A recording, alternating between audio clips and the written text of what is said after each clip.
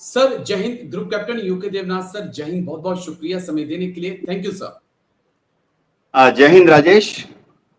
Thank you sir, आपने समय दिया, शुक्रिया इसके लिए। दरअसल पाकिस्तान को लेकर एक बेहद चौंकाने वाली खबर सामने आ रही थी कि मुल्ला मुनीर ने या कहें असीम मुनीर ने चाइना से मदद मांगी थी। उनसे कहा था कि आप हमें न्यूक्लियर वेपन्स दे दीजिए, और ये उस वक्त हो रहा था जिस वक्त पाकिस्तान के पास खुद 160 से 170 न्यूक्लियर वेपन्स हैं, वॉरहेड हैं। लेकिन फिर जानकारी आई कि पाकिस्तान चाइना से न्यूक्लियर ट्राइड मांग रहा था, उसकी क्षमता मांग रहा था। तो मुझे लगा मैं आपसे समझूं कि आखिरकार क्या ये न्यूक्लियर ट्राइड होता है, क्यों काम आता है, और क्यों ये मुल्ला मुनीर जो हैं वो ड्रैगन से इसको मांग रहे थे, और क्यों ड्रैगन ने नहीं दिया सर?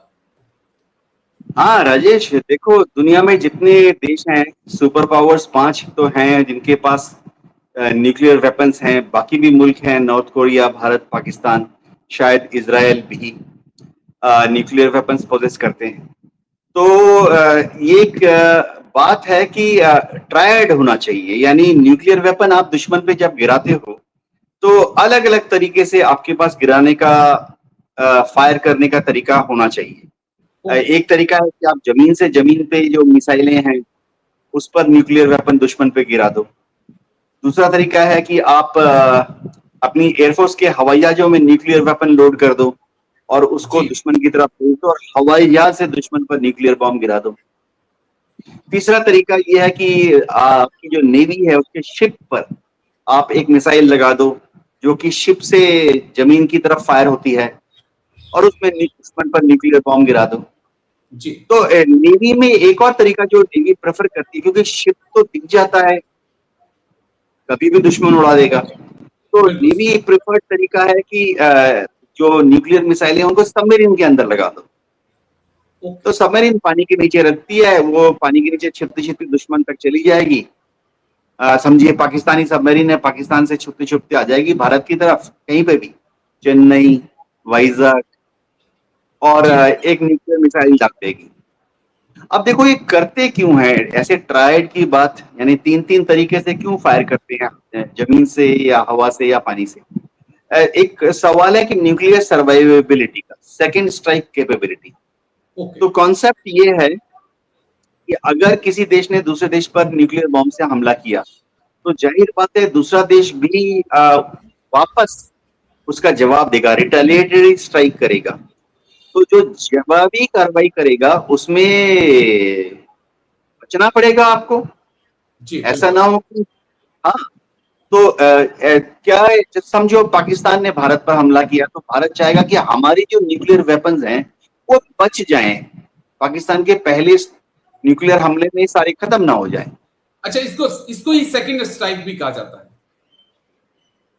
हाँ एकदम एकदम एकदम। तो होता क्या है, फर्स्ट स्ट्राइक तो दुश्मन करेगा, समझिए पाकिस्तान भारत पे कर रहा है, तो हम फर्स्ट स्ट्राइक से बचने की कैपेबिलिटी होनी चाहिए।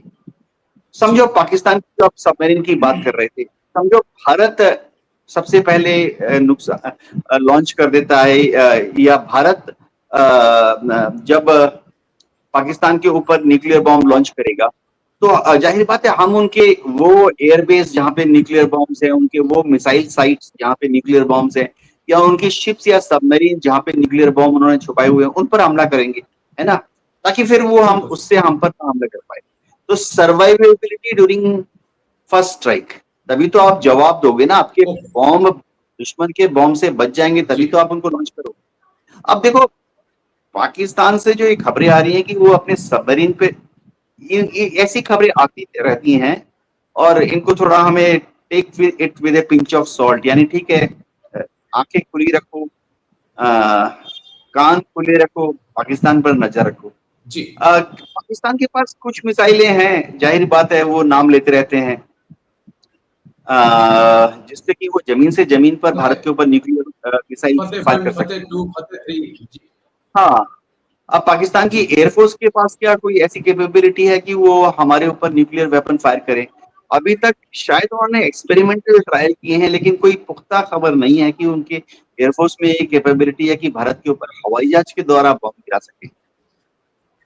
JF-17 या F-16 जो भी लेटेस्ट वेरिएंट है उनके पास। क्या उनकी नेवी पे, शिप पे उन्होंने कोई मिसाइल लगाई है? शिप पे उन्होंने मिसाइलें लगाई हैं, लेकिन क्या वो न्यूक्लियर कैपेबिलिटी है, इसके बारे में भी कोई खबर नहीं है। तो ऐसे में ये सोच, देखो सबमरीन में न्यूक्लियर मिसाइल लगाना थोड़ा टेढ़ी खीर है। क्या है कि आम जो सबमरीन होती है, पाकिस्तान के पास तो डीजल सबमरीन है, तो कन्वेंशनल सबमरीन है, उनमें जमीन से लेकर छत की ऊंचाई महज 8 फुट या 11 फुट होती है। तो एक न्यूक्लियर मिसाइल उसमें फिट करना मुश्किल है, क्योंकि न्यूक्लियर मिसाइल जो है उनकी छोटी से छोटी भी आप सबमरीन में फिट करना चाहोगे, उनकी लंबाई, क्योंकि वर्टिकली लॉन्च हुआ है ना, तो उसकी जो ऊंचाई है न्यूक्लियर बिल्कुल सर। मिसाइल की, वो 18 फीट, 22 फीट, 26 फीट होती है। पाकिस्तान के पास कोई भी न्यूक्लियर कोई भी डीजल सबमरीन ऐसी नहीं है जिसमें कि जमीन से लेकर छत तक 18 फीट या 24 फीट की जगह हो। तो ये सब कहानियां आती रहती हैं। इनकी सत्यता के बारे में पुष्टि ओके। करना थोड़ा मुश्किल है। लेकिन मैं शायद बस आपने बहुत अच्छे से समझाया। एक चीज और समझाइए, एक टर्म और बड़ी यूज होती है, मेरे जहन में नहीं आ रही है कि क्या हो अगर एक देश फर्स्ट न्यूक्लियर स्ट्राइक में ही खत्म हो जाए, तब कहा जाता है कि कुछ ऐसे वेपन्स भी होते हैं जिसे फिर ये होता है कि वो अपने आप ही उस कंट्री पर स्ट्राइक कर देंगे, या कोई ऑर्डर नहीं मिलेगा, लेकिन उसके बाद भी अगर वो सबमरीन में हैं तो वो सबमरीन के कमांडर को इजाजत होगी कि वो खुद जो है पलटवार करें। ऐसी भी कोई पॉलिसी होती है कि खत्म होने के बाद भी पूरा देश खत्म हो गया, लेकिन उसके बाद भी वो कुव्वत, वो ताकत होगी समुद्र के अंदर जहां से दुश्मन पर अटैक जो है लॉन्च किया जा सके। हाँ राजेश, देखो इस तरह के डूम्सडे सिनेरियो काफी पश्चिमी लिटरेचर पब्लिश करता रहता है। कहते हैं mad, MAD, mutually assured destruction, कि तुमने तो मुझे मार दिया, लेकिन मरते मरते मैं भी तुम्हें मार के जाऊंगा। लेकिन क्या वाकई जमीन पे ये लागू हो रहा है? एक जमाने में कहा जाता था कि रूस ने अपने सबमरीन कमांडर्स को ऐसा आदेश दिया हुआ है, लेकिन इसकी कोई मिलिट्री तौर पर कोई पुष्टि नहीं हुई है कि रूस, अमेरिका, जो जी। भी है, फ्रांस, इंग्लैंड, चाइना, किसी ने भी अपने लोकल कमांडर को या सबमरीन कमांडर को बोला है कि अगर बाकी देश खत्म, क्योंकि अ, ऐसा मैथमेटिकल प्रोबेबिलिटी जो है वो नेक्स्ट टू नन है कि पूरा देश खत्म हो जाए और सिर्फ एक सबमरीन में एक कमांडर बचा जी, हुआ है। जी। ऐसी पॉसिबिलिटी नहीं है।